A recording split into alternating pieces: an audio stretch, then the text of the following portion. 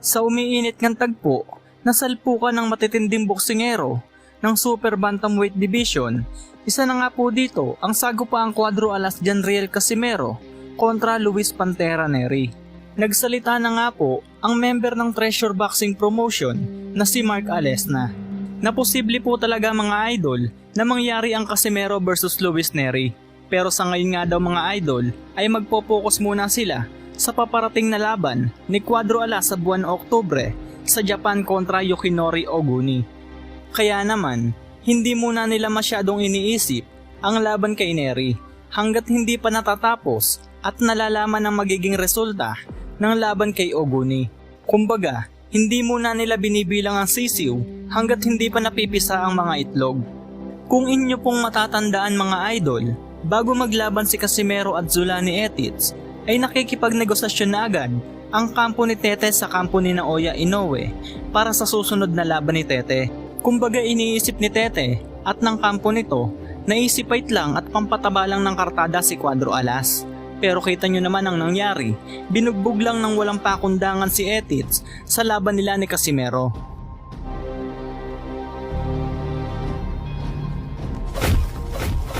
Oh, Casimero got him. He's got him with a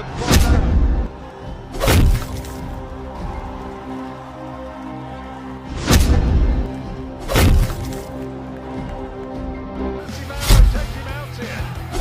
It happened so quickly, and he's still got a long way to go in this round. There's 1 minute 20 seconds. It still looks unsteady. He's got to buy some time. Casimero missed. Casimero needs to pick his post, and he can't find his lead shot, and he falls down. Casimero takes him out here. It happened so quickly, and he's still got a long way to go in this round. 1 minute 20 seconds. It still looks unsteady. He's got to buy some time here. Kaya naman, talagang focus ang Team Casimero sa paparating na laban sa Oktubre kahit na semi-retard ang makakalaban nito. Dahil hindi naman dapat magkumpiyansa porket semi-retard na ang makakalaban ni Cuadro Alas. Dahil hindi naman magiging IBF Super Bantamweight Champion ang Hapon kung hindi din ito malakas. Kaya naman, lalaban muna si Casimero sa Oktubre bago pag-usapan ang bakbakang kontra Luis Pantera Neri. At ayon nga po kila Mark Alesna na kaya siguro naghahamon at nagpo-post itong si Neri ay baka siguro na-opera ng malaking pera. Inyo pong panoodin ang naging usapan nila mga idol. Posible ba yung sinasabi nila bago matapos? Yun lang, inaantay pa natin yan. Pag na, Hindi, ang tanong, general lang naman bro eh. Hindi mo naman kailangan sabihin na mangyayari o hindi. Posible ba? Posible, Why not, di ba? Posible, December. Oo. Hindi imposible eh. Posible yan, yan lang. Kasi yung laban niya, ay hindi pa pwede sabihin. Hindi, yung nasa news di ba? Oh. Ano lang tayo? Doon tayo sa mga news na yung sa lumalabas pa lang. Yun, nakitaan ng nung una kasi ganyan lang. Yung kasunod ganyan, di ba? Ganyan lang. Tama. Maganda yung ano mo. Siguro, inoperan ako ng ganito. Tapos yung pangalawang offer ganyan. Papayag na ako, di ba? Loko rin to si Neri, nang ano pa eh, pinahirapan pa yung mga pinost mo yung ano na. Dapat hawak yung papel ba, no? Picture. Kahit palayo. Para tapos na ang usapan. Yung mga yak-yak para atakihin na yung mga atakihin. Kung sakaling ang matuloy ang laban na iyan mga idol, ay nagsalita na nga din ang huling tinalo ni Cuadro Alas na si Philipos ng Hintumbwa. Ayon dito mga idol, naisiwin lang daw ito para kay Cuadro Alas. Lumalabas na para kay ng Hintumbwa na walang binatbat itong si Luis Neri kay Casimero. Dahil dyan sa sinabi ni Philipos mga idol, ay marami ang nagbigay ng kanilang opinyon na kaya nasabihan ni ng Hintumbwa ay naramdaman talaga nito ang lakas ng mga kamao ni Cuadro Alas.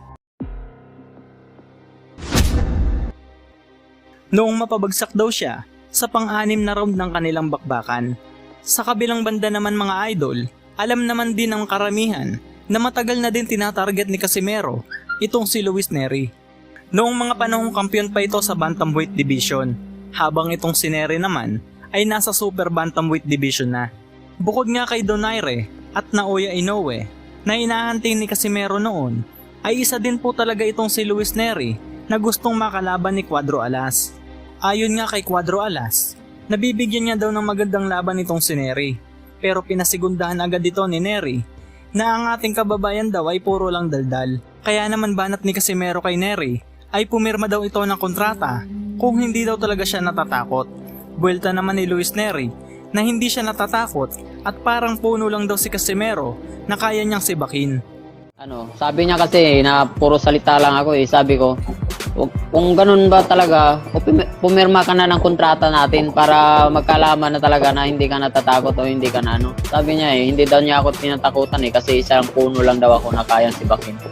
Kaya yun, mahihirapan din siya kung masisibak niya ako kasi puno, isang oras mo pa mapuputol yung puno na yan.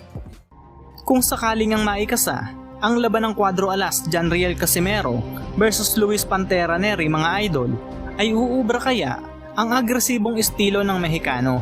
Bagay na gusto ni Cuadro Alas sa isang kalaban ang makipagsabayan hanggang sa matira ang matibay.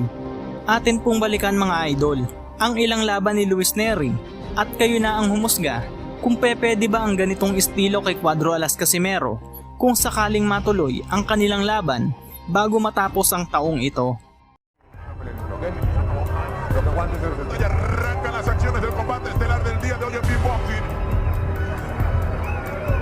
A la izquierda de sus pantallas, el Pantera Neri, a la derecha está Pantera se lanza con todo, conecta con izquierda y derecha, no sacude el filipino, rebate. Hay un cabezazo, el tercero lo manda, el filipino no se rata, Marco Barrera. No dio paso atrás, erró, nada más, intercambio de golpes, vaya de contexto, 6 volados que pegaron en la quijada de este filipino y va para adelante, ahí vemos al Panterita nuevamente moviendo la cintura. Abajo con gancho de derecha, arriba con izquierda, vuelve a atacar el terreno por tomar, no te escuchó. Va para adelante y el campeón del mundo lo regala con esa mano izquierda, lo rebotó, sale para adelante también Arturo el Villanueva que está nada más aguantando y nada más. Mucha diferencia de calidad, entonces se está intentando sorprender con alguna combinación que abra algún camino insospechado donde él pueda encontrar un hueco a hacer algo. Y vuelve a meterse volado, ataca ahora con una derecha, sacudieron al Pantera, pero también sacude a Villanueva. Julio, te escucho. Ay, estoy nervioso, Carlito. ¿Cómo no? ¡Vamos, Pantera, vamos! ¡Vamos! Entonces sí, vamos, Villanueva. ¡Vamos! Los golpes siempre se le dejan abajo y siempre que esté al tú a tú con un peleador así, lo van a encontrar. Esa automatización de movimientos parecería fácil tirar y recuperar la guardia, pero el Pantera no hacerlo se ha metido en problemas gravísimos. Sin embargo, aquí viene para adelante el Pantera, bien castigando con la mano izquierda. Knockout. Paga muy caro. Al terminar el segundo episodio, después de haber sonado la campana, y había soltado un proyectil justo. Conmovido y le ha pegado, apaleado al campeón. ¡Ay! ¡Vuelve a entrar, señores! ¡Izquierda Samosa! ¡Tambaya Shinsuke! ¡Faltan 40 segundos! ¡Y Shinsuke se está llevando la golpiza de su vida! ¡Cuidado con las manos de él! ¡Se quiere cazar Shinsuke! ¡Se sale como pierde! ¡Vuelve a sacar el Pantera! ¡Y le han parado el combate! ¡Gana! ¡Gana el Pantera Neri! ¡Parando el combate Lama! Mucho más de lo que esperábamos de la pelea de...